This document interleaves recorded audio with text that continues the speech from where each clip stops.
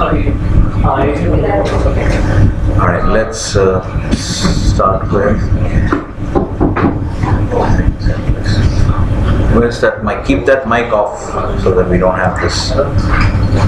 Okay, so we are here. Is this too big? Is it okay? So I've done a lot of rearrangement of your notes, so you'll find it very easy to follow now.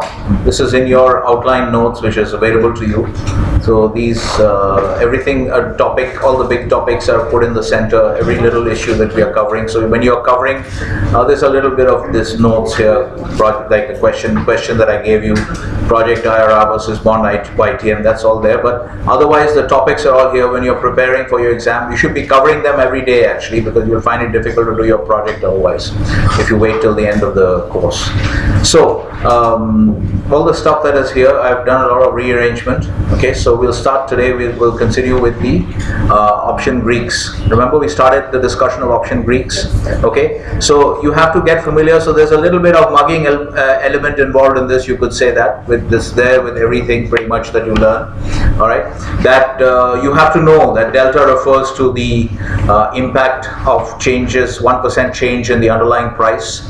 What will be the impact on the model output? So if you change one of the inputs, so now that we are familiar with model terminology, we know what the inputs are and the output is. Okay, so if you do a 1% change in the underlying price, what will be the change in the option price? So the delta gives you that. Okay, and the gamma gives you this. Gamma and delta are related. Okay, so this is like a second order kind of measure, which gives you the rate of change of delta, which will not be directly relevant for you in your project trading, but you have to be aware of this. These basic concepts of options you should be all clear about. Okay, these are all basics, things, the new stuff that you're learning in addition to FM1 and FM. You didn't do all this in FM1 and FM2, right? So this is the new topic that you're covering, option sensitivity. So you should have an understanding of that. That's why that you see when we look at any kind of options software. When we look at option software, most of them, I think it is not reloaded. I don't know why it seems to be. It was just showing me data in my room and it's not there right now. But anyway, whenever you look at any option software, it will give you all these elements. Okay, delta, gamma, vega, theta. These are more important ones. These measures are always provided. Okay, because this is what option traders look at. Okay, so for your purposes, when we go in, you'll be mainly concerned with vega and theta, but delta and gamma are also important. So we have to be aware of these topics. Okay, these definitions. Okay, so delta and gamma refer to the underlying price as the input, and what is the sensitivity to the option of the output, the model output, to changes in this 1% change in this, and the gamma gives you the rate of change of the delta. Okay. So then the vega is referring to the vol change, okay, the sensitivity to the vol input. Okay, so if you change the vol input, what will happen to the option price? This is showing you the that sensitivity. Okay, is everyone clear about these concepts? These are just sensitivity analysis. We call them partial derivatives. Okay, and then the theta is just showing you the time decay. Okay, so for each day of decline, so this only goes one way. You notice that both put and call options have negative theta. Okay, so they go both go in the same direction. If you buy a put or you buy a call, it doesn't matter, because every day the call, as the time to expiry will, after you buy the option, will only go one way, right? Even if you buy a 180-day option, time only goes in one direction. So next day is 179 days, next day is 178 days, and so on and so forth. So the the time period of the option is continuously decreasing. So that loss of value of the option, where because of the loss of the reduction in the days till expiration, the tenor of the option is always getting shorter. Okay, so obviously, as we have seen when we had that discussion with Rajan, where if you buy a longer term option, the cost of the option, ceteris paribus, the cost of the option will be more, because you're buying insurance for a longer period. Remember, we had that discussion. If you buy car insurance for 1 year and you buy the same car insurance for 3 years, they're going to charge you more, because the period for which the option seller is exposed to risk is longer now, so they're going to charge you more. So therefore, basically, longer dated, any ceteris paribus, longer dated options will have a higher premium. Okay, and therefore, so every time that your option, once you buy it, as the days keep passing and you're holding on to the option, it is continuously losing value. on account of the passage of time. All right. It could on a net basis be gaining value because of the changes in the other inputs. But as I said, ceteris paribus, you're familiar with this term, right? From your economics classes. So set par, we can just call it set par for short. So when we are talking about the sensitivities, it is understood that we keep the other aspects. So it's a set par kind of discussion. Okay, we keep the other inputs constant. So this theta obviously therefore has a negative, whether you buy a put option or a call option. With each day that passes after you buy the option is going to lose value. Okay, set par. All right. Now the last one is rho. This is not so important, but you should be aware of it. Rho is basically the sensitivity to the interest rate. Okay, because the interest rate is also one of the inputs to the model in the OVM model, in the OVM. Okay, the option valuation model. The interest rate is also an input. So if you change the interest rate, okay, what happens to the option price? Okay, here you can see the call option and the put option have different values. Okay, so if you increase the interest rate, if we say we just directly increase the interest rate, look at the call option value. What happens to the call option value? It goes up. Okay, and the put option value would have gone down. That's why you see that the rho is negative for the put option. So if you increase the interest rate, the put option value goes down. This is what the negatives mean. Okay, that obviously time you can't increase because time goes in only one direction. That's why both of the theta for both calls and puts is negative. If you have a long call position or you have a long put position, your theta is going to be, your position theta will be negative because every day you hold on to it, it will keep on losing value. All right.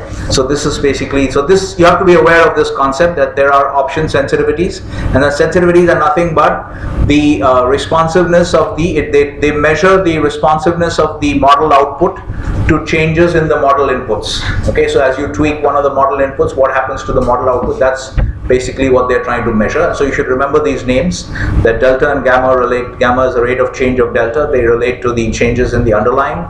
Vega relates to the changes in the vol input. Theta relates to the passage of time, which is this one. And rho relates to the interest rate. Okay, so this is what you should remember. So these are the things. Now we'll do a little bit more of a discussion. I don't know why the feed is not coming in here. That's very strange. It says no market data for commissions, but it was showing feed. It was showing me data even a little earlier. Okay, so the data is not coming through for some reason. Okay, something has happened to this. So the data is not coming in. Okay, so we'll stick with what we have. Okay. It's very strange that we are not getting the data. It's okay. So let's continue with this. So what else do we need to know about this? So Vega, as I said the other day, it's also called kappa and lambda. So today is the 27th. We continue here. Okay. So some of the other things that we need to understand is, which will be important for your, all of it is not important for your project as such. Gamma we're not so concerned about, but you should understand these basic terms. Okay. So when you have a short, so this is what we are talking about here. Okay. It's all written down in your notes. That a short option, so this is basically these sensitivities that they're showing you here. These are for the long positions. Okay, if you're long a call or a put, you have negative theta. Okay, so these are all for long positions. So you can see that a long, first look at the long position. A long position has long gamma. Okay, a long position has, so we're talking about now option positions. Okay, so long option position has long vega as well. It has long gamma, it's long gamma, so long vega, long gamma, and theta, a long position has what theta? Negative theta. Okay, so you're okay with that, the way I've written it. So short, long, positive, negative. Positive means benefiting from the passage of time. Okay, so this is what we need to understand. This will be quite clear once you look at the signs. Essentially, these are for long positions. Okay, so this thing is assuming a long position. Okay, so therefore the gamma is positive. Okay. A long position in options has long gamma. Okay, short position will have short gamma. Vega will be also similarly short or long vega.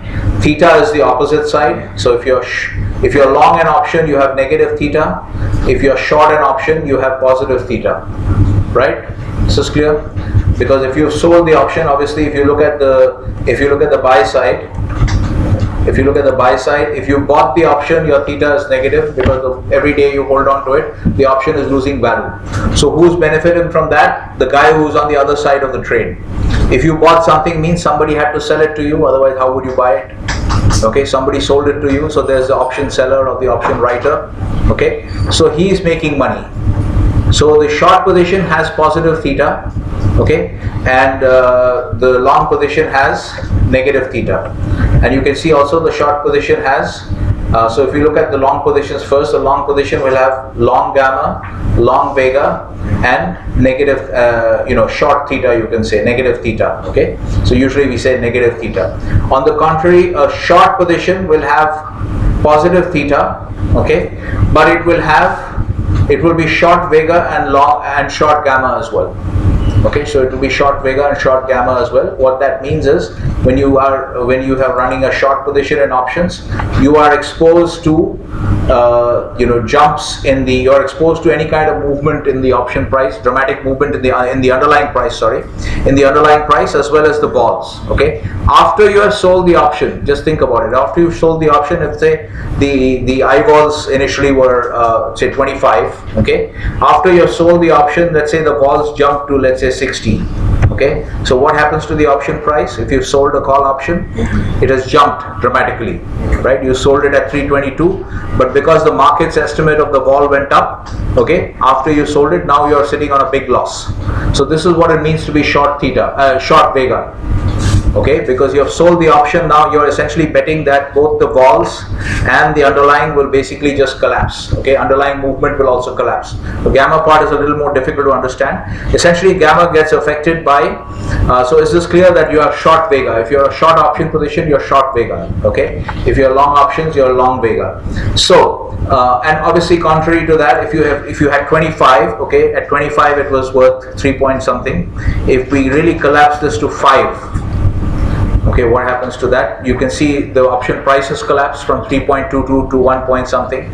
So if you had sold options, if you were very smart and you could see the collapse in vol coming, if you foresee a collapse in vol, okay, and you're bearish on the vol essentially, and you sell the option, obviously you sold it at 3.22, now it has dropped to 1.01, so you have a profit.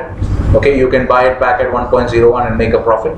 Okay, so this is of course ignoring bid offer spreads, but so you can see it works both ways. Okay, so essentially we'll see a further development of this when we're looking at the decision matrix. But mainly what you have to get familiar with these things: the concept that there are option sensitivities. Okay, and what are these sensitivities called? What is delta? What is gamma? What is theta, vega? Okay, and rho. You have to be familiar with these things, and then you have to be also familiar with long options means long gamma, long vega, and negative theta, and short option means short vega, short gamma, and positive theta. Okay, so you have to understand the dynamics of these positions. Okay, the sensitivity aspects of these positions. Okay, so if we go here, so this part is covered.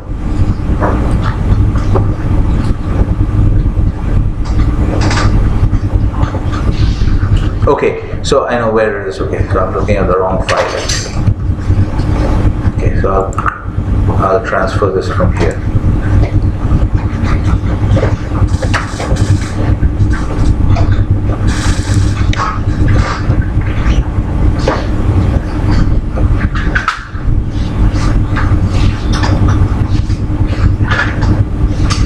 Okay, so the next point we need to cover is this. Okay, we have to have a brief introduction to IVOL. Okay, I'll just paste this into your notes so that you have. So these references are to the 9th edition, but when you have what you have, I think is the 10th edition. Okay, but I think you can just adjust it because I've given you the figure numbers. Just look at that same figure, the 11.1. If it says figure 11.1, I've checked my ebook version of the 10th edition. It's the same. The figure is the same. So the figure doesn't. The 9th edition, the page numbers may be different. Okay, but the. So I'm pasting all this into your notes, so you will not have to write all this down. Okay, now we're going to discuss this topic. We're going to have a brief look at implied volatility. Let's look at Okay, so let's first understand, let's look at some charts of IVOL. Okay, so what is IVOL? We can answer this on several levels. First, let's look at this. This link is provided to you.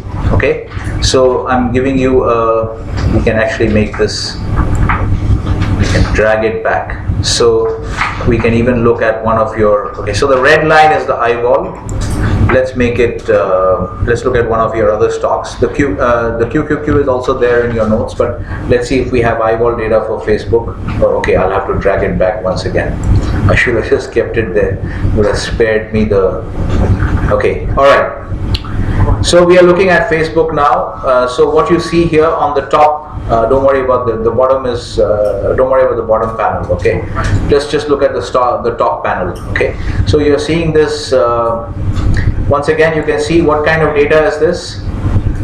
Time series or cross-sectional? Time series data, okay? And it meets our definition. What was our definition? At least one variable for at least 2 period points of time. Okay, so here you can see there are 2 variables, which is within the bounds of at least 1 variable. Okay, so you have 2 variables. You're looking at the stock price plus the IVOL. Okay, so what is the IVOL? At the first level, when we look at IVOL, we're going to look at 2 intuitive answers and 1 mechanical answer. Okay, so essentially the way we think about IVOL is we want to think of it as an indicator of how cheap or expensive the option is. Okay, you're familiar with this word dearness. Dear means cheap. You don't know. Some of you don't know. When people get pensions, you know there's something called dearness allowance. Yes, sir. So that's reflecting the changes in the price level. Okay, that is not for those who are near and dear to you. You have to give them an allowance.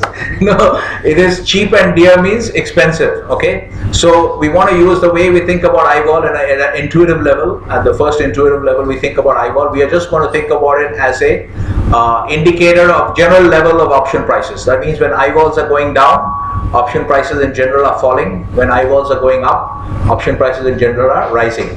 Okay, so let's see. I don't know, I'm a little disappointed as to why this is not coming through. Let me try and see if we'll try and launch something else. Everything seems to be dead.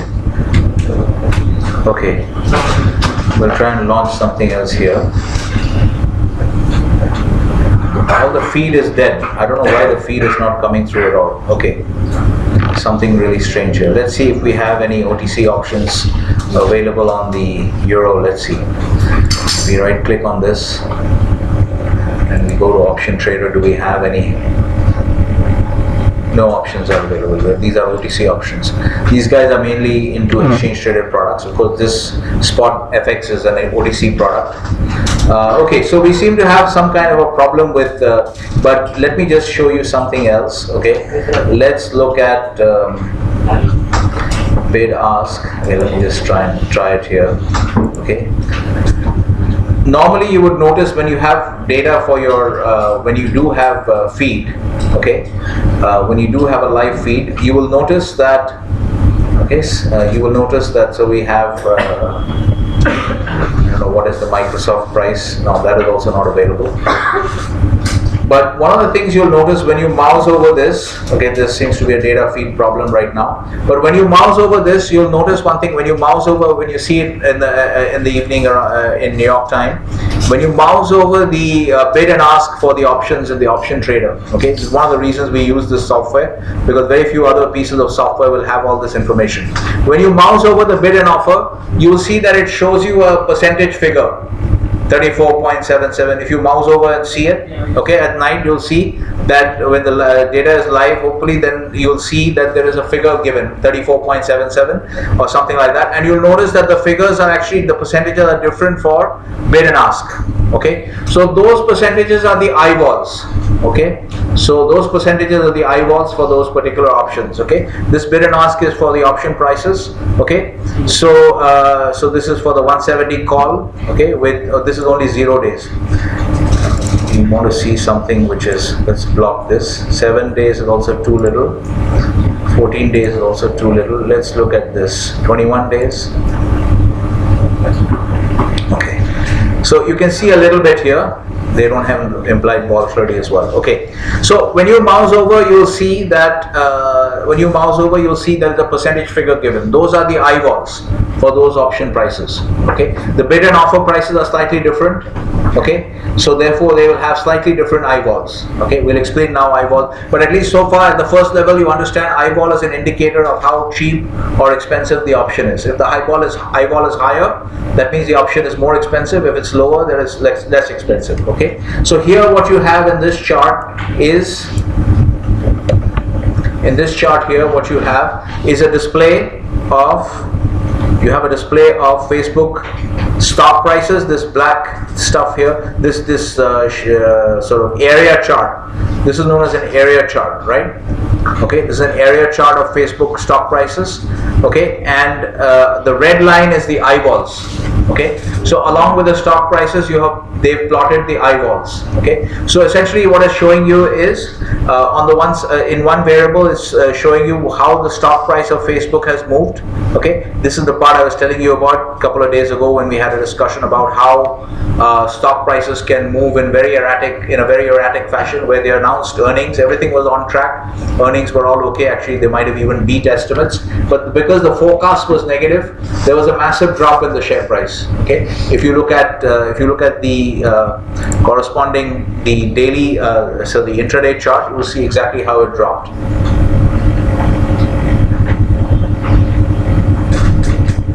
This is not long enough. Yeah, you understand? See, this is what I'm referring to. That drop there, this is the advantage of intraday data. This drop here, okay, this is basically being shown to you here. This drop. So suddenly from here to here, there's a big opening gap down, only because their guidance was negative. Guidance was not what the market was expecting. Okay, so you can see this is what I meant by how whimsically the market behaves. Okay, so anyway, so this is what you have here. We go back to our discussion of eyeball. So you see a plot of the stock price along with the eyeballs. Now you can see that one of the first things you should notice is how the eyeball charts, the movement of the eyeball chart is quite different. It seems to be a different kind of animal, because you notice that it doesn't really move like the stock price. You notice it's kind of more erratic, like an ECG kind of thing. It kind of seems to come back for more. Okay, so it seems to have more of a mean reverting tendency than the stock price. Typically, if you look at it, most of the eyeballs don't have such a strong, because in stocks, many stocks you can look at which will have a very strong uptrend. Okay, but in eyeballs generally they tend to have more of a mean reverting tendency. So you should notice this as you eyeball the charts.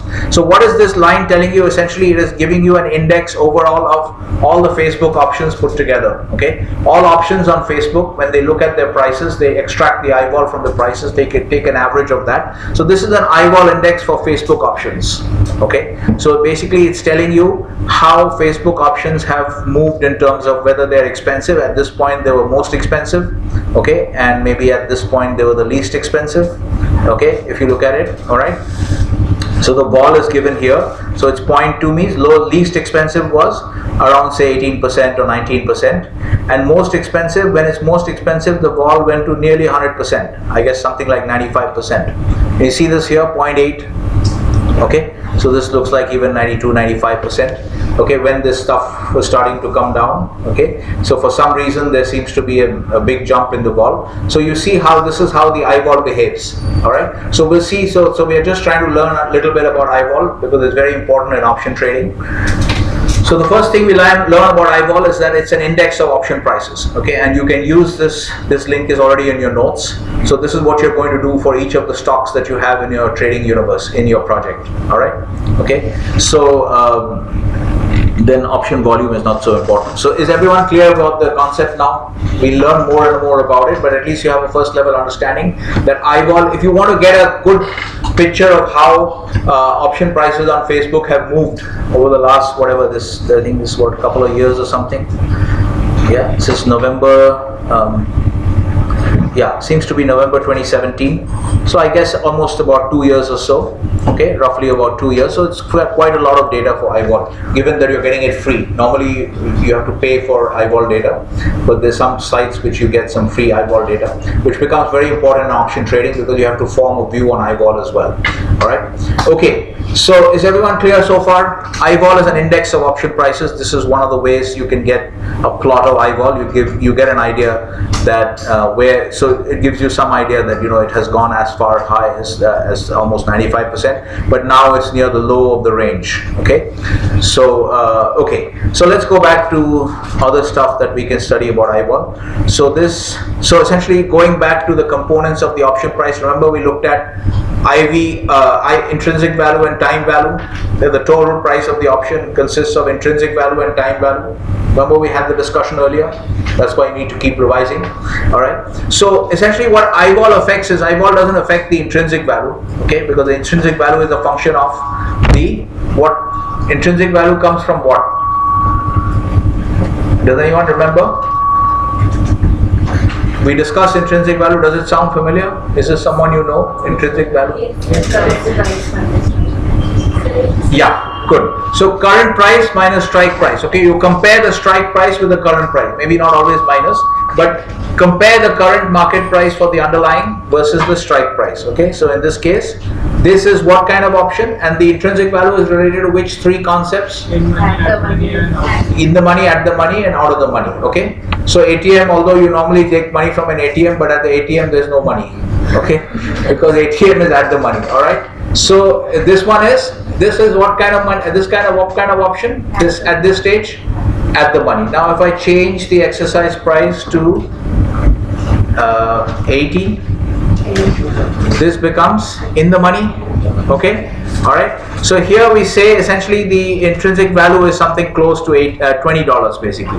All right, because we compare how much money we can make by buying the option and immediately exercising it and selling off the stock, exercising it, and then squaring the position in the underlying immediately.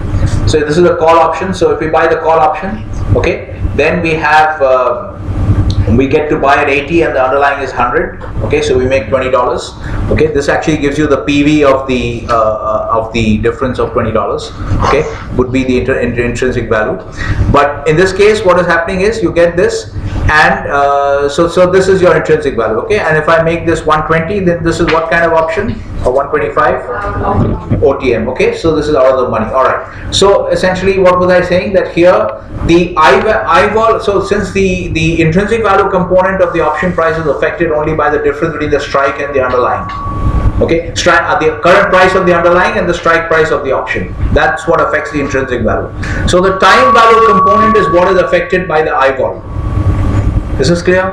Yeah. There are two components to the option price: the intrinsic value and the time value. So what the IVOL affects, when we are saying that the IVOL is an index of how expensive or cheap the option is, okay, so the IVOL affects which component of the option price? It affects the time value component of the option price. Yes, Saroni, what's your question? IVOL price? Okay, we are coming to that. What you're saying is almost correct in terms of how we define IVOL, but we are coming to that. That's a mechanical part of the definition. We have to understand IVOL at different levels. Okay, so right now there are three levels at which we can understand IVOL. Initially, we are going to do only 2 levels. Okay, and then we'll get into the third level, because the third level requires us to calculate HVOL. HVOL is historical volatility. Okay, if we say HVOL, we mean historical volatility, and IVOL is implied volatility. So we're going to do only 2 levels. So that what you're saying will come in the second part, which we are going to do now. So the first part is that IVOL is an index of option prices, and it is affecting the cheapness and dearness of options. Okay, and IVOL is affecting the time value component. Okay. All right, so you can have essentially, so the point to understand here is, because you have this kind of a situation, all right, now the first thing you have to understand here is that because the intrinsic value is affected by the distance between the exercise price and the, so let's keep this as 100 exercise price. So it's affected by the distance between the exercise price and the current underlying price. Okay, so once you buy the option, obviously the exercise price doesn't change anymore because it's a fixed option that you bought this 125 strike call or you bought the 100 strike call. Okay, what changes after that is the underlying moves around. The underlying keeps moving around. Okay, so now after you bought this, okay, now what can happen is one of the ways your option can lose value is that your thing can go from 100 to the underlying can go from 100 to 90, in which case your call option becomes essentially almost worthless. Okay, because the vol levels are also very low. Okay, so this is one way your option can lose value. Okay, because after you bought a call, the underlying might drop. Okay, so this will make your option lose value. But one way your option can gain value is if we change everything being saved, we change the vol from 5 to 90. As you saw, the Facebook vol in fact has actually been moving in 2 years from say about 18 to about 95. Okay, so now what happens? Can you see the difference? Yes. The underlying hasn't moved, but the eyeball has jumped massively from 5 to 90. Okay, this is a little bit of an abnormal jump, but the point I'm just trying to make a point here. Okay, that your loss of value due to the negative move in the underlying, theoretically it's possible. So you have to understand this, that there are two components. So this should be a theoretical framework in your head, that there are two components to the option price: the IV and the time value. Now the IV is affected by the distance between the strike price and the underlying price. Is this clear? Okay. So after you buy it, the strike price can't change because you have bought a fixed option. Okay. You have crystallized the option that you have bought. Okay. But what does change after you bought the option is the underlying keeps moving around. Right? So as the underlying keeps moving around, the intrinsic value component of your option price will move around. Also, it will keep fluctuating. Is that clear? The first part is clear, which we showed you just now, that when the vol was very low, so the time value element, and the time is also not very long, 30 days. Okay, so the time value essentially gets affected by this, the days until expiration, and the vol mainly. Okay, so we saw that because the underlying dropped from 100 to 90, the option almost became worthless. It became zero essentially. Okay, but then as we changed the I vol, we dramatically increased the I vol. Okay, the vol input. Okay, that made the option jump up in value from 0 to 5 point whatever. Okay, do you see that? Okay, so the point to understand here is that there are two components: intrinsic value and time value, and the time value is affected by, of course, the length of the option, which also doesn't change once you buy it. Once you bought a 30-day option, that's it. You bought a 30-day option. Now you can't go and say, now please make this a 6-month option. Okay, so that's also locked in. Your strike is also locked in. But what does change is the market's estimate of the vol, which is essentially the I vol. Okay, which we'll come to now as we come look at the second aspect of I vol. That will become clearer. But take it from me right now that the I vol is the market's estimate of the vol input. So that can also fluctuate, as you can see here in this Facebook chart. It is not constant, this red line, it's moving around, okay, and quite wildly as well. Okay, so it is moving around. As the stock trades, the I vol is moving around. So therefore this also fluctuates. So not only does the stock price, so here you can actually see visually the two contributors to the components of an option price. The underlying price movement, which you can see in the area chart, the blue area chart, is the stock price. The stock price is moving around, and that's going to keep changing your intrinsic value, right? The stock price is moving around. Then in the meantime, the I vol is also moving around. Okay, so the I vol essentially is the vol input into the option OVM, which we'll just wait for a while, you'll understand it a little better.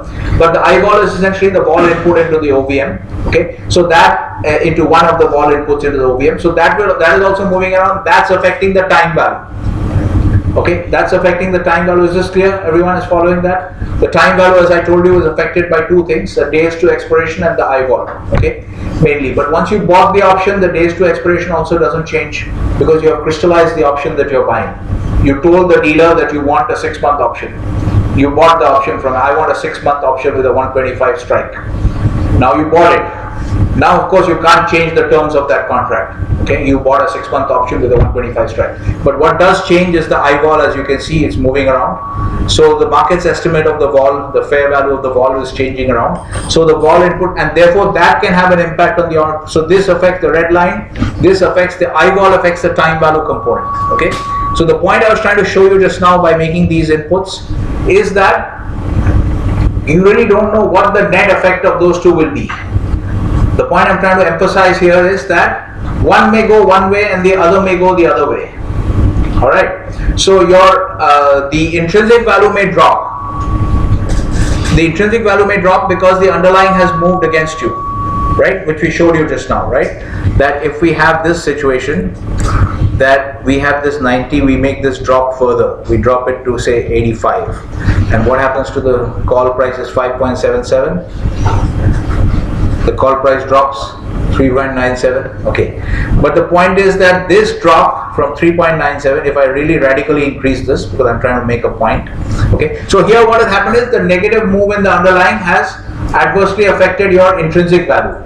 Okay, so the option has dropped because we have not changed the time value. But now if I radically increase the, let's say I increase the vol input from 90 to 145, I'm doing it deliberately because I want to increase the price dramatically. Okay, now you see what happens. The price has gone above that 5.77 which we had earlier. So what is happening, the point I'm trying to illustrate here is that you don't know which way each component will go.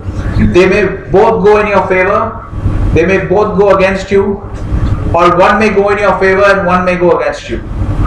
Are you following? Yes, when I'm talking about the underlying price movement and how it affects the option price through the impact on the intrinsic value. Yes? And then the vol input also affects, the I vol also affects your option price through the impact on the time value. So there are two sources of impact. Two factors are driving the option price, right, after you have bought it. This is clear? Right? Yes? So two factors are driving, so they can actually go both, they can both go against you, they can both go in your favor, or one can go against you and one can go in your favor, and the net effect may be either break even, or it could be in one direction, leaning in one direction or the other direction. Are you following this point? This is just a simple point to understand at this stage through this framework, that the option price has two components, the intrinsic value and the time value. And the intrinsic value is affected by distance between the option price and the option price and the exercise price. Sorry, what am I saying? The intrinsic value is affected by the distance between the exercise price and the underlying price. Okay, and the underlying price is moving around, so it keeps on changing the intrinsic value. And the I vol is the time value is affected by the days to expiration, which is fixed after you buy the option, and mainly otherwise it's affected by the I vol, and the I vol keeps fluctuating as well. Okay, so these two sources of impact may have, unpredictable how they are going to affect the total value of the option. Is this point clear? Okay. Alright, so this is one useful framework for thinking about options. Okay, so we have learned something else now. We can actually follow along from here because it's already there in your. Alright, so this is your first part of the answer to I vol. What is I vol? We answered at 3 levels. The first is the intuitive answer number 1, which is that it's an indicator of option prices. Okay, so this is what I'm saying here. So what is written here is basically nothing but what I just showed you. That the impact, you don't know what the net impact is going to be. Alright? Okay, so essentially what we are saying, this we have already talked about. Okay, that when I vol rises, option prices rise and fall. Okay, so now we come to the mechanical answer. Okay, which I think we discussed briefly earlier, but we are going to understand this again once again. Okay, we're going to try and put this. We're going to just. All this is already there in your notes. I'm just not going there because it's on a different application window, so it helps me to toggle easier if I do it here. Okay, so the mechanical answer to what is I vol. Okay, read the mechanical answer a little bit. Okay, you'll notice. Okay, what is this? This is the model. Okay, this is a fair value model. okay, for options. It has a bunch of inputs, it throws out an output, and then from put call parity you get the put option value. Okay, so we just focus on the call option right now. This is a OVM for call options. Okay, now the OVM has a bunch of inputs. Okay, so as you change the inputs, the output will change. Okay, now this, as we already as we already discussed, this vol is a forward-looking input. Remember, we discussed it. So this is meant to be your forecast of the vol. Now, this discussion is not really fully comprehensible until you understand how vol is calculated. Okay, that is the third level of understanding of IVol, which we will come to later after calculating historical volatility. So at this point, we just say that this is the market's forecast, and vol we are just understanding as, okay, how is the market, how is the stock price, how rapidly is the stock price moving around. Okay, so if you just look at this Facebook, you can see it's quite dramatic. The movements are quite dramatic. Okay, so although on a net basis it's kind of where it was, let's say in December 2017, so it's almost 2 years, the price has actually not moved on a net basis, but in between there you can see there's a lot of drama, right? Up and down, all kinds of stuff happening. All right, so so it's pretty volatile actually, as you can see. And so what was I saying? No, this is not what. Okay. So what I was saying is this part, that actually that the vol input is a forward-looking input. Okay, so vol input is a forward-looking. What is the OVM? What is your, just remember another fair value model which you guys are all familiar with. Your, let's say you take your Gordon growth model, okay, which is an example of a fair value model. What are you doing? You're inputting, what are the inputs? The dividends, the forecast of dividends. Okay, what are the inputs in the Gordon growth model? What are the exogenous variables in the Gordon? Let's do a quick recap. What are the exogenous variables in the Gordon growth model? Yes, people are not clear. Shivam? No idea? Exogenous variables, you know who Gordon is? Gordon Greenwich used to play for the West Indies, you remember? Gordon Greenwich, you don't remember, before your time, long back. Gordon growth model, you don't remember? Okay. Anybody wants to answer? What are the inputs into the Gordon growth model? Take the mic and answer. Is my question clear? What are the exogenous variables for the, you remember the Gordon growth model? No? Didn't you do it in your FM1? FM2? So no one remembers the Gordon growth model. So how are we going to function now? How are you going to do your corporate finance modeling course, which you're doing already? These are this is one of the basic equity valuation models, stock valuation models. Okay. Yes. Anybody? Inputs.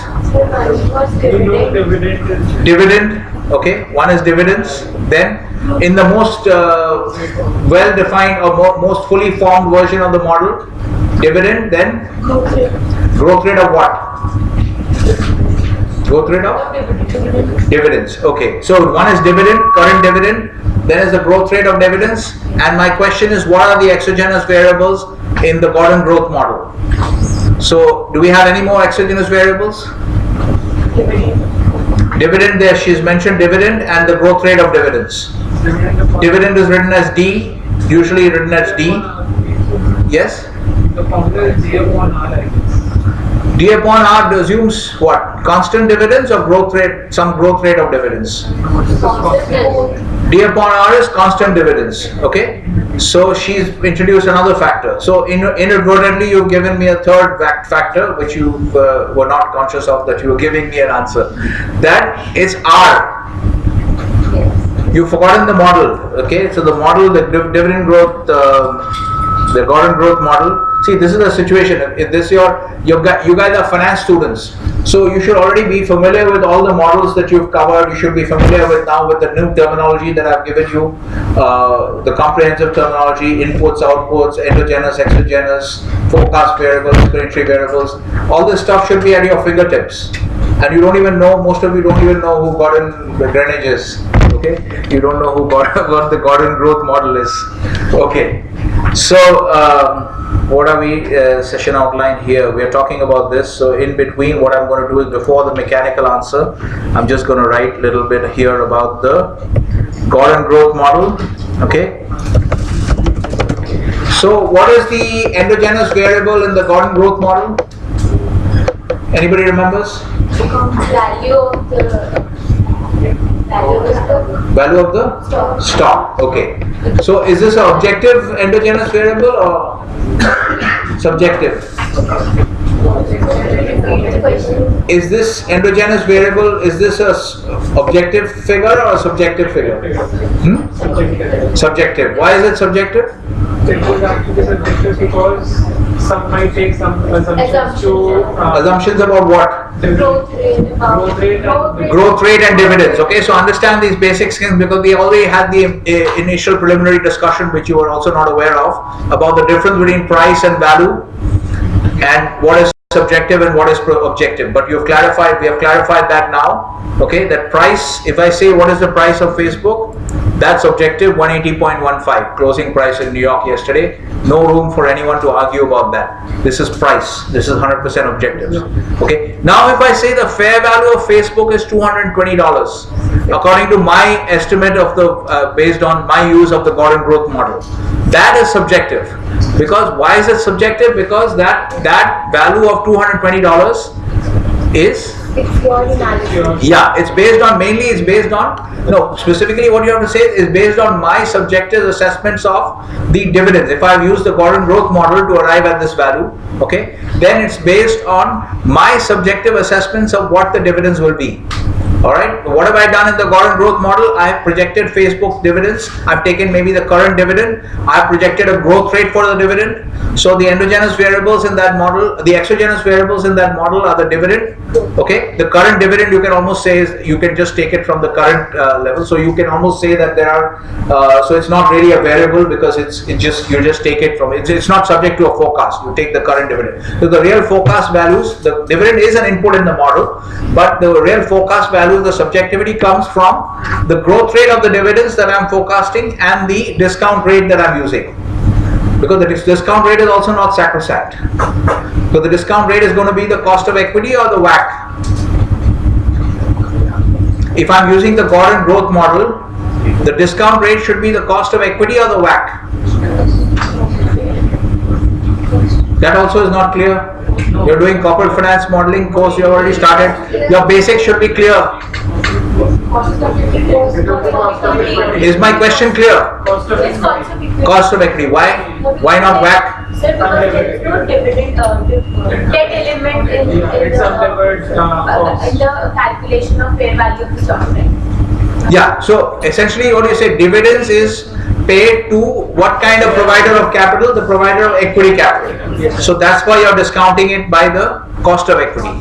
Okay, so the R should be the cost of equity, right? Is this clear now? You have these two, so the real subjectivity comes because you take the current level of the dividend from what that we know historically. That's still an input in the model, but the real subjectivity is coming from the forecast of the dividends and your estimate of the cost of equity. Because cost of equity is also coming out from where? How do you get the estimate of the cost of equity? By applying a CAPM kind of model, which again is a subjective model.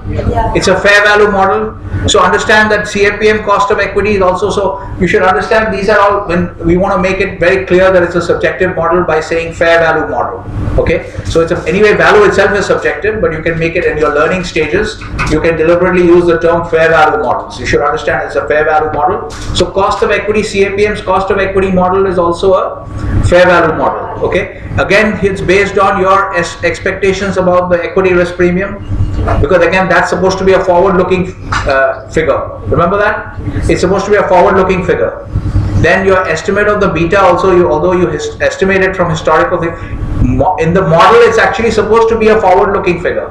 What will be the sensitivity of the stock? You're just using a historical data to estimate it, but what the model expects is an input for a forward-looking figure. Are you following? Mechanically, what people are getting caught up in the fact that they use historical beta, but you have to understand these are some of the flaws of the model. But actually, what the model expects is a forward-looking, because what is the cost of equity? You're applying it to future cash flows. You're applying it to future dividends. So the cost of equity is what should be applicable in the future. That should be based on your estimate of the beta of the future, which you just happen to be doing by calculating historical beta. But actually what you're saying is you're making a forecast for the future beta. You're making a forecast for the future equity risk premium. Are you clear? You should be clear about these things. That because your cash flows apply to the future, so this cost of equity is also what is the cost of equity that is appropriate for future cash flows. Therefore, it is based on your estimates of the future. People don't realize it because they get so caught up in the mechanical application of the beta is calculated by looking at historical data, right? And then you calculate equity risk premium also by looking at historical data. But these are all conceptually problematic because it's like I'm saying, how much rain is going to fall in November. I'm just looking at how much rain fell in October and I'm using it to forecast how much rain will fall in November. But we should be clear that the figure I'm giving is my forecast for rain in November. I may have estimated it from the rain in October. Are you following what I'm saying? So you should not lose sight of these things. That when you're applying the cost of equity model in the CAPM, it is again a forward-looking model because you're using it to discount future cash flows. Okay, so it should not be lost on you that this is actually a forward. So these models are highly problematic because of these factors. That do you think it's very sound conceptually for me to forecast the rainfall in November based on what we saw in October? No. Okay, it might work, but conceptually it's not really sound. Okay. But that's why you see, so when you use these models, people just get caught up in most MBA schools. What happens is people just come in and then they start calculating beta from historical figures. They're not really thinking about this concept of subjectivity and whether this is a forward-looking forecast. Okay, so these things you have to be aware of because this is what the model is expecting is expecting you to give them a forward-looking forecast. Okay, so where was I? So this is subjective because fair value. If I say fair value of Facebook is 220 using the Gordon growth model, I've taken the dividends from today, okay, but I'm subjectively applying a growth rate of dividends. I'm subjectively deriving a cost of equity because my cost of equity and Parul's cost of equity for Facebook may be different. Because when she's using the same, we may be using the same CAPM model for cost of equity, but maybe she's using a different estimate for the equity risk premium. Maybe she's using a different estimates for the beta, because even the beta is supposed to be a forward-looking beta. What will be the sensitivity of the Facebook stock to the movements in the market? Okay, excess return on the Facebook stock versus excess return on the market. All of these are forward-looking estimates. You just happen to be using historical data. So Parul may have a different figure for cost of equity, so she will end up having a different fair value estimate of Facebook. She might say, no, the fair value of Facebook is $160. Okay, so these are subjective. Okay, so the fair value model, so the Gordon growth model is a subjective fair value model. Okay, which has the fair value, as Tanya mentioned, is the fair value of the Facebook common stock. Okay, it's giving you an output. The endogenous variable is the fair value of Facebook common stock as a function of. So it basically models, the lingo that we use is using the Gordon growth model. We have modeled the fair value of Facebook common stock as a function of its current dividend, the projected growth rate of dividends, and the estimated cost of equity. This is clear? You have to use the lingo also properly. What are we modeling as a function of what? In the CAPM cost of equity model, we are modeling, what are we modeling? Cost of equity. We are modeling the cost of equity as a function of the risk-free rate, the estimated equity risk premium, and the estimated beta. Is this clear? So this lingo also should be clear with the basic theory of models. All the different ways, endogenous, exogenous, inputs and outputs, forecast, explanatory. Then what are you modeling as a function of what? This concept of what is subjective, what is, it's a fair value model, okay? Then versus price, which is objective, okay? To understand when is it subjective and when the inputs are forward looking. Like you can see here, it's not so simple. You look at this option for the OVM, some of the estimates are forward looking, some of the inputs are forward looking and some are not. Okay, like vol is forward looking, okay, dividend yield is also forward looking technically, but it's not so prone to error. Okay, this is not forward looking. If I'm looking at a 180-day option, okay, I know what the interest rate, if I'm valuing a 180-day option today, I know what the interest rate is for 180 days. It's not a forward-looking estimate. It's not a subjective element of that. This does not contribute to the subjectivity of the model. As far as if you look at the interest rate alone, underlying price is also an input, but this is not also a subjective input because I can see what the underlying price is in the market. This is clear. So when you look at a model, you should analyze it in this way. What are the endogenous variables? What are the exogenous variables? Which are the inputs which are subjective? Which are forward-looking subjective forecasts? Like here, the vol is a forward-looking subjective forecast. What else is a subjective forecast here? This is also a subjective forecast, but not much of a problem, okay? And this is not a forecast. This we can see in the market what the thing is. This also is given by the user. This is also given by the user. And this is also not a subjective forecast. The real problem in this OVM lies in where? This is where the real problem lies. This is what really makes it a fair value model, a subjective model, okay? That's why if you see, I put it as, the reason I put it as not a proper application of the, if we go back to the students' FDRM calc,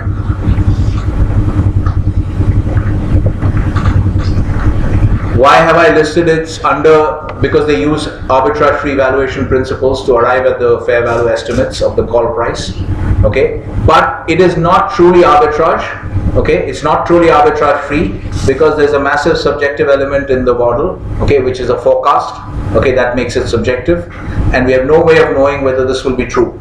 Just like when I'm projecting the growth rate of dividends for Facebook, I have no way of knowing that my forecasts are correct. Maybe Parul is correct, maybe the growth rate is actually much lower and the fair value should be much lower, okay? So there's no way to tell who is right. So this is where the subjectivity comes from. This is why I have put this here under DP4 paradigms, okay? So you're getting a little bit of a flavor as to why, because we haven't really covered arbitrage free valuation properly. We haven't covered classical riskless arbitrage. But the reason I'm giving you I'm giving you the answers in layers, okay? That why have I put option valuation models? AFV because they use AFV principles, but it's improperly called AFV models because it's improperly called an AFV model because in a true AFV model there will be no subjective forecast, okay? Everything will be known today itself. Everything is based on market. All the inputs are current market prices, which you can observe.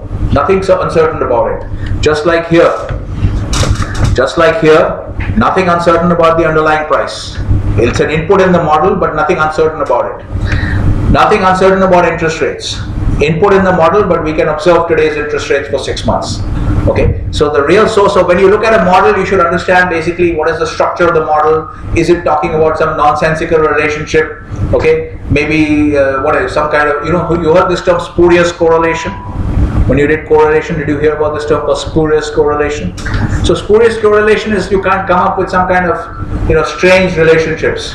Maybe the rice planted in Bangladesh is affecting some rainfall in Tanzania or something like that, which has basically no reason to expect that this will affect the other. Okay, but you find that there's some correlation. Maybe number of mobile phones bought in Tanzania is highly correlated with acreage of rice in Bangladesh. I mean, there's no reason to expect that it's correlated, but you just see high correlation. Okay, so that's called spurious correlation, and you try to say that there's some kind of relationship, but actually there's no reason. So the theoretical basis of the model. So when you come up with a model, you should also look at, when you're evaluating models, you should evaluate the theoretical soundness of the model. Okay, is the model theoretically sound in terms of what it is postulating as a relationship between inputs and outputs? Okay, so model is basically, as we learned, is a precise mathematical relationship between inputs and outputs. Okay, so you have two problems. One is that do you have a reason to believe that the output should be related to the inputs in the first place? And the second is, do you agree with the specification of how the model has been written? Okay, that's the second level of evaluation. Then you look at all the inputs and the outputs, which are subjective, so you should evaluate a model from these aspects. Okay, at least from these aspects. Yes, are you following so far? Yes. Okay, so where were we? Why did we get into this discussion? So the reason I've called it improperly so called is because it includes at least one of the inputs is a subjective element which is highly prone to error in terms of estimation. Okay, there are two subjective elements, the dividend yield and the vol. But the dividend yield is not so prone to error because it doesn't move around that much. Okay, there's not that much uncertainty about it. But this one is very uncertain. The vol, as you can see, moves around a lot. Okay, so therefore this is a problem. Okay, so what was I talking about here? We are coming to the vol input. In between, I got lost in the Gordon growth model, and I had to give you a big lecture because I could see that nobody remembers the Gordon growth model. So you better revise all this stuff, because if DG sir catches you like this, if you don't even remember the Gordon growth model, then he'll give you a firing. So before that, you better revise all your models. Okay. So all the models you've done. Okay. NPV, subjective or objective? Subjective, because it's based, the NPV is really affected by your subjective estimates of the project cash flows, okay, as well as your subjective discount rate. And between the two, you should be aware that really the problem comes really from the cash flows, because the discount rate really doesn't vary so much. So it's kind of like what we said in the dividend yield about in the OBM, right? The real problem comes from the cash flow estimates. Okay, those are the ones that go horribly wrong. Okay, and that's why you have problems. Okay, so NPV, subjective, IRR, subjective. Okay, what is the endogenous variable in the IRR model? Yes, IRR. What is the endogenous variable in the IRR model? Yes, what is Tarun saying? What is the endogenous variable? 1 minute, let Tarun answer. Cash flow is the, you're saying cash flows are the endogenous variable. No, I'm saying IRR. You're saying IRR, so he's right. In the IRR model, the IRR is the endogenous. So this basic stuff with stuff that you guys have all covered. Okay, so now we have given you some additional concepts of looking at exogenous, endogenous, input, output, explanatory forecast. What else did we discuss? Dependent, independent. So you should be going this and you're going back and revising at least your basic concepts, what you've learned. All the models, analyze it in this framework, understand what is the endogenous variable, what is the exogenous variable. Okay, and we still haven't addressed our old question of NPV versus IRR. Not NPV versus IRR.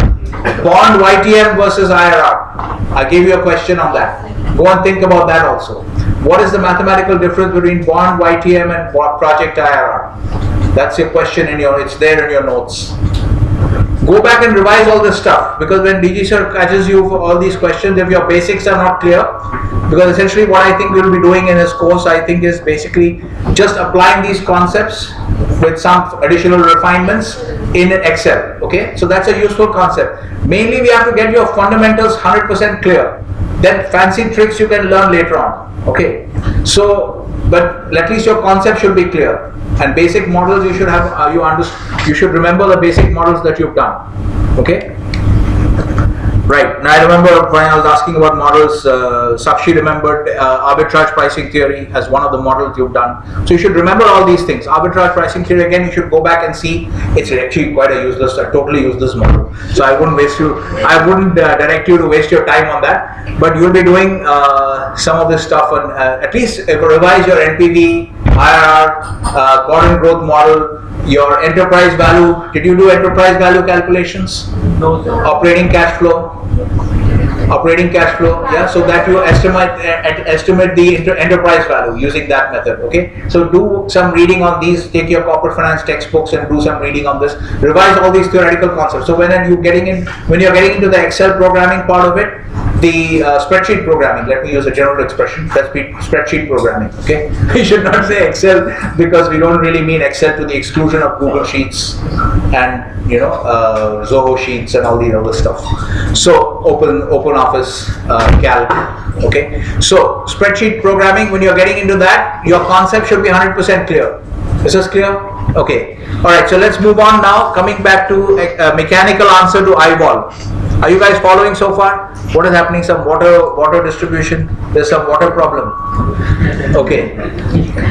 There seems to be some water distribution problem. Maybe we should call the people from the corporation. Okay. Okay. So mechanical answer to, now we are understanding, we're coming back after our little interlude with the Gordon growth model, which I hope was useful, because You understood that you did not remember the Gordon growth model. Okay, so we are coming back to the second way of answering the question of what is eyeball. Okay, now what I was saying earlier is, if you look at, do we have anything here? We still don't have it. Okay, so when you go back and look, hopefully you'll get the live feed, and you look at Microsoft options. Okay, make sure you're choosing the right day with at least 21 days to go. Okay, some slightly longer term option. Okay, look at this bid and ask. You will see there's a percentage figure given, and the ask percentage figure will be higher than the bid percentage figure. Okay, because these are the eyeball numbers. Okay, it will give it to you with 34.77, 34.95, and so on. So something like that. Okay, some percentage figures will be given when you mouse over. Okay, those are the eyeballs for the bid and ask, because the ask will be higher than the bid. Okay, so therefore the eyeball for the ask will be higher than the eyeball for the bid, because the eyeball is nothing but an index of option prices. Okay, it's an indicator of option prices. Okay, so now what is this basically?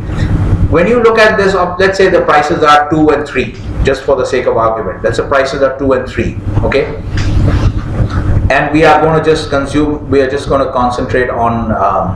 Okay, so let's make this. Let's say the prices are. Let's say the fair price. We'll just take an average price here.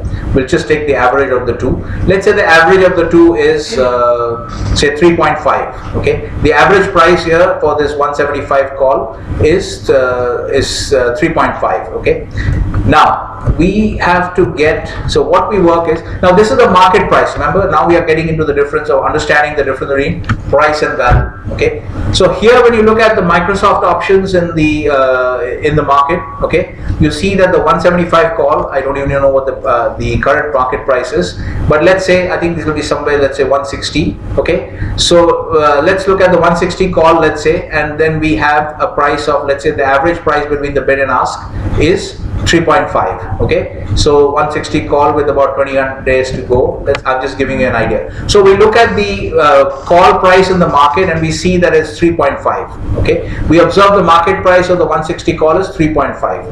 All right, and let's say, what do we get here? Now I have to create a situation where I have to reduce this call. Let's put 35. Okay, so it's 4.36. Okay, so let's assume that this is actually, this is 160 or whatever. Let's say we look at the Microsoft call. I don't want to have to waste too much time making changes here.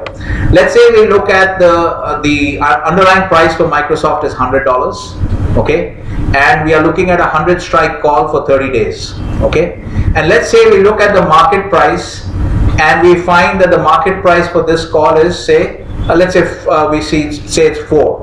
Okay, now for the sake of argument, I'll change it from 3.5 to 4. Okay, so now I find that my estimate, now where is the subjectivity? Now remember, this is an OVM. Okay, this is a fair value model. Okay, so it need not have anything to do with the price. It need not be connected to the price in any meaningful way, because the way of arriving at it is totally different. The price is just based on interaction between buyers and sellers, demand and supply. Okay, so you heard this term called price discovery. Have you heard this term called price discovery? Okay, so it's an important term to be aware of, because we didn't have enough time to do our markets module properly. Price discovery is nothing but the process by which the market keeps on setting a price for a particular asset. Okay, so you can see in the Facebook market, which is open in a normal way from about 9:30 in the US to about 4:15.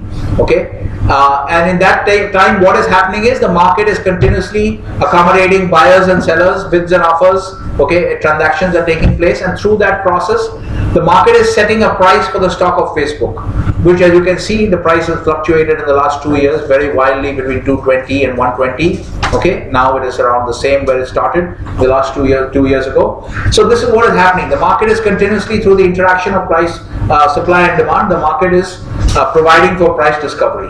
Okay, this is why people prefer free markets, because in free markets you have basically the best form of price discovery, where you don't exclude any kind of, like in Facebook market, Facebook stock is essentially a free market, because even you can set up an account with Interactive Brokers or any other broker in the US and start trading in for Facebook stock. They don't have capital controls, so they don't really monitor who's coming in, who's going out.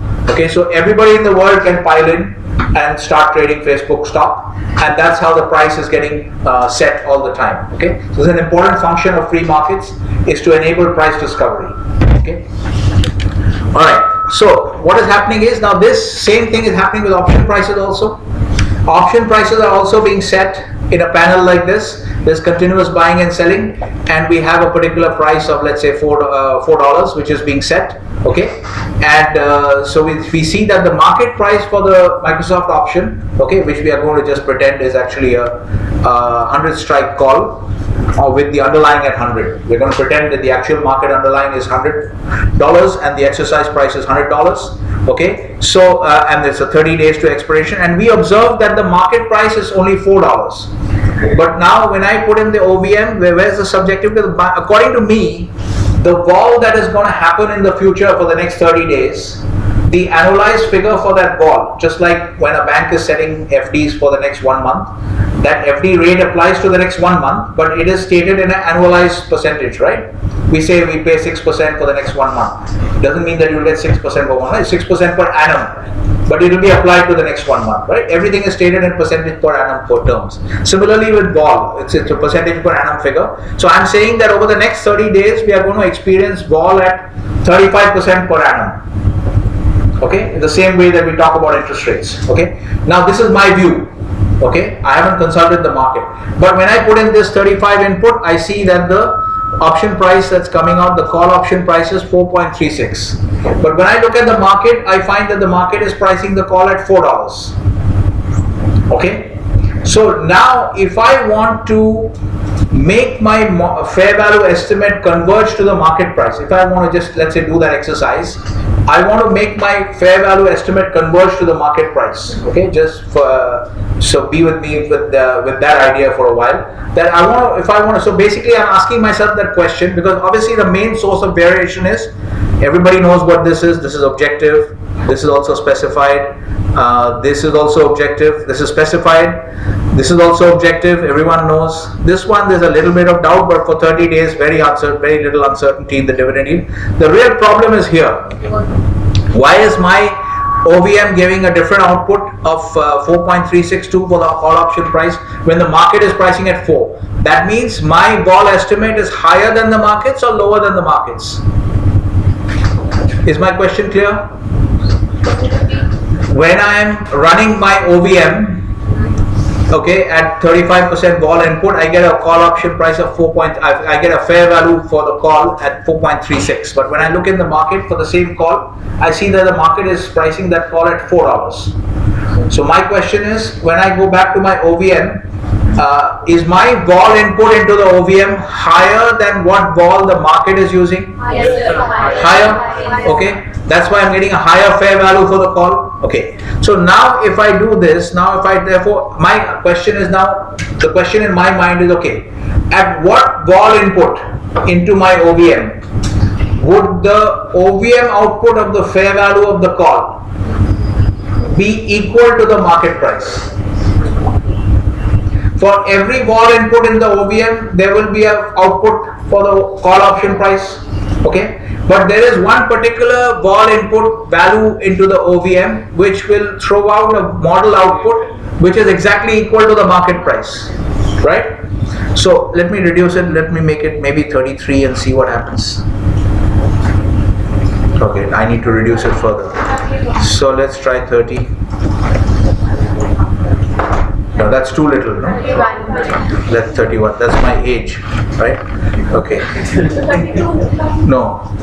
Yeah, 32. Okay. Okay. I've never aged so quickly, but we'll try it. Okay. 31.5. Okay. Almost there. 31.75. Okay. Almost there. 82. Okay, you got it. Okay. So now this is exactly how IVOL is derived. Okay. So normally when I write that x is equal, y is equal to, a plus bx, okay, then I can also write then x is equal to y minus a by b. If I write y is equal to a plus bx, then I can write x is equal to y minus a by b. Yes. Right? So that is an algebraic manipulation. Okay. So that is also a model. That is also a form of a specification of a model that y is equal to a plus bx. Yes. So, why we are so sure that only volatility will affect the output? Maybe there was some other input which is affecting the. No, but the other inputs are all known. But See, look at the. dividend yield is subjective. Yeah, dividend yield is subjective, but for a 30-day option, okay, as I said, you're right, theoretically you're correct that dividend yield is also subjective, but dividend yield normally is, as I said, dividends don't fluctuate that much. Okay, so just like in your NPV model, okay, if you end up making a big mistake, okay, the mistake is more likely to your erroneous estimation of the cash flows rather than an erroneous estimation of the discount rate. Okay, because the discount rate is usually not that big a source of error. Okay, and it doesn't have a wide range of values also within reasonable limits. So dividend yield also, because companies' dividends don't fluctuate that much.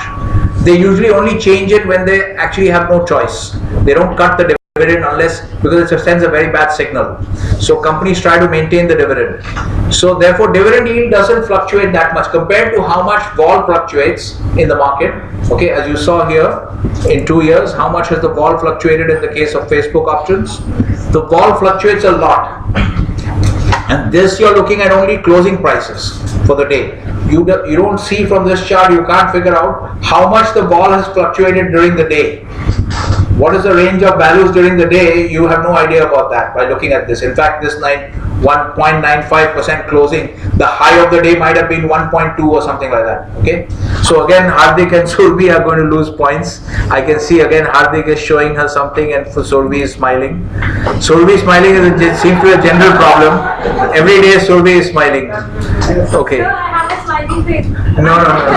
You don't have a smiley face. 1 minute. You are smiling. You are being made to smile. Just ask No. If I see 1 minute, if I see anybody smiling, laughing, anything, okay. They were not doing anything. No, not a question of doing anything. I don't want to see anybody distracted by this and that. Okay. I'm not distracted. I'm saying. No, you are not distracted. I'm talking about Hardik and Surbi. Hardik is showing us something and she is smiling. Okay. I don't know what. This is a standard problem. Whoever is sitting next to Surbi is distracting her. I think just the other day there was somebody else, so Surbi is very easily distracted. Okay, that we can see. 1 minute. Okay, guys, 1 sec. We are studying something very important. I want to finish this off right now. Okay, don't create problems. Okay, I don't want anybody distracting me. Okay. All right. Are you following so far what has been done? The market, through its own process of price discovery, sets a price of options. The market, through its own process of price discovery, setting a price of options. I am sitting in my ivory tower and using my OVM and setting one price of. I am saying that the fair value of this option should be this $100 option should be this 4.33 or whatever I used to get, what I was getting from a 35 input. I entered because my view was that the vol forecast, the correct vol forecast for the next 30 days actually is 35%. That was my view. That's a subjective assessment of the vol. Okay, but that's too high compared to the market price. So if I want to answer this question as to what vol input into my OVM, which is the same OVM that everybody else is using, at what vol input into my OVM will the output be equal to the market price? Is this question clear?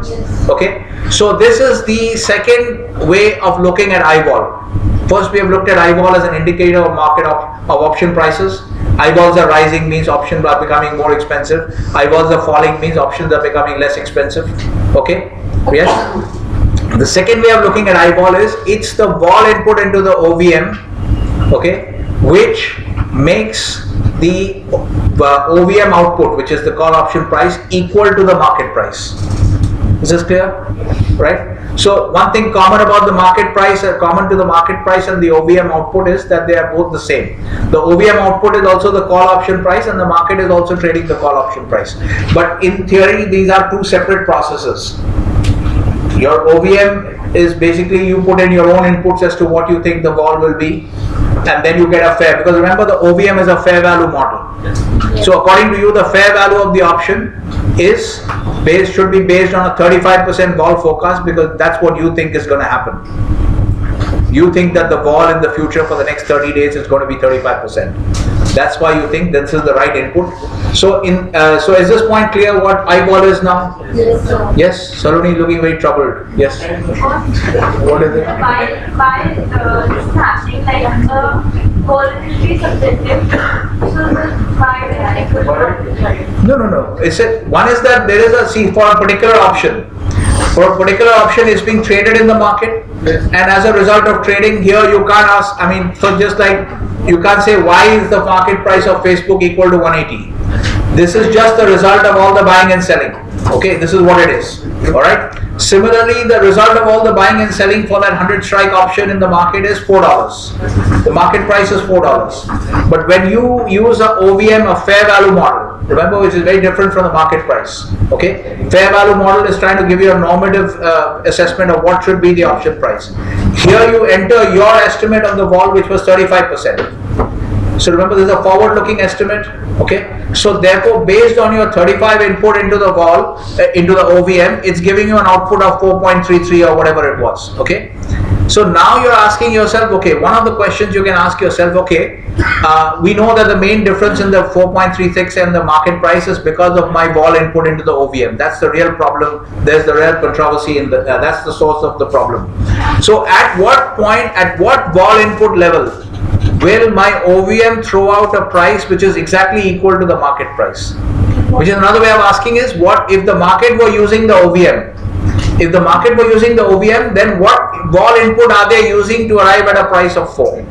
This is clear? So mechanically, this is what I vol is. Okay. So the other thing that you should understand clearly here is, okay, I'm over by 2 minutes, but one more thing you can understand is, 1 minute, 1 second.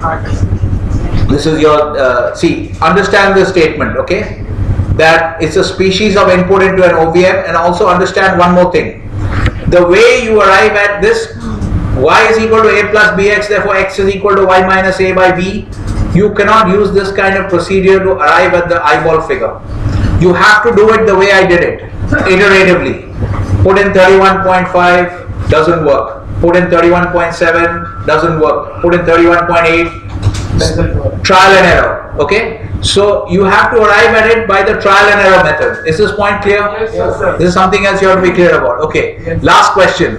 Anything else that you know that you had to arrive at by this method and could not arrive at algebra? Yes, sir. IRR. Okay, so you should remember this. There's one is the similarity between IRR and eyeball. Both have to be arrived at through iterative approximation. This is called iterative approximation. You cannot arrive at by this y is equal to a plus bx, therefore x is equal to y minus a by b. That is called analytical. That's an analytic solution. Yes, sir. Okay, so y is equal to a plus bx is learn these two terms. Okay, analytic solution in mathematics versus iterative approximation. Learn these two terms. Analytic solution versus iterative approximation. IRR and eyeball estimation are only possible through iterative approximation. Clear? You have learned it now? Okay, everybody is very unhappy because we are exceeded by 4 minutes.